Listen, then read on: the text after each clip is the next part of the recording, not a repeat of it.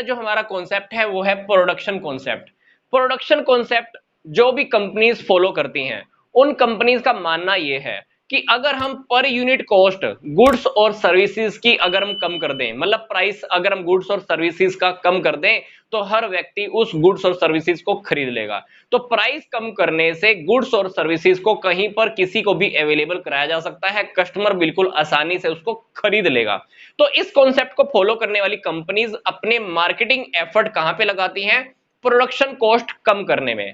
ये कंपनीज अपना marketing effort कहां लगाती हैं? प्रोडक्शन कॉस्ट कम करने में और अपना डिस्ट्रीब्यूशन सिस्टम को स्ट्रॉन्ग करने में। डिस्ट्रीब्यूशन सिस्टम को स्ट्रॉन्ग करने का मतलब है कि आप प्रोडक्ट बहुत इजीली कस्टमर्स को अवेलेबल करा देते हो, ट्रांसपोर्ट की फैसिलिटी आपके पास अच्छी है, वेयर हाउसिंग की फैसिलिटी आपके पास अच्छी है, ऑर्डर प्रोसेसिंग आपकी अच्छी है, मतलब आप ऑर्डर लेते हो बहुत जल्दी वो ऑर्डर कंप्लीट कर देते हो। तो ये कंपनी अपने मार्केटिंग एफर्ट प्रोडक्शन कॉस्ट को कम करने में, डिस्ट्रीब्यूशन सिस्टम को स्ट्रॉन्ग करने में लगा देती है।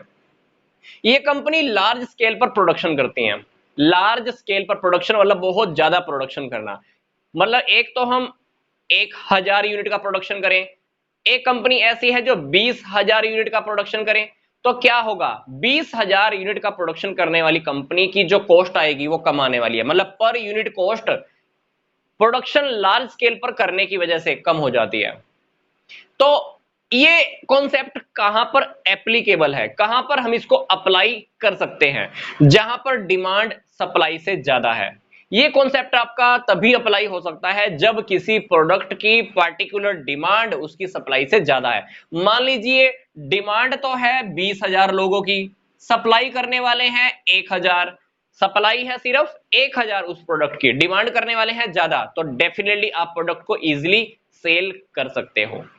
तो इस कॉन्सेप्ट का एक ड्रॉबैक भी है, एक दोष भी है, इसमें एक कमी है। मतलब क्या ड्रॉबैक है?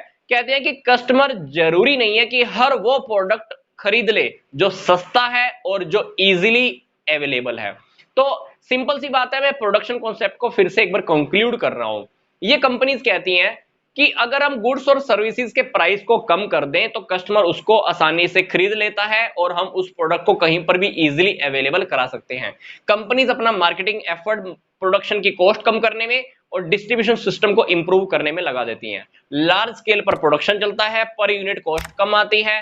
एप्लीकेबल कहां हो पाता है? जहां डिमांड सप्लाई से ज्यादा है। ड्रॉबैक क्या है? जरूरी नहीं है कि हर कस्टमर सस्ते प्रोडक्ट को और इजीली अवेलेबल होने वाले प्रोडक्ट को आसानी से खरीद ले।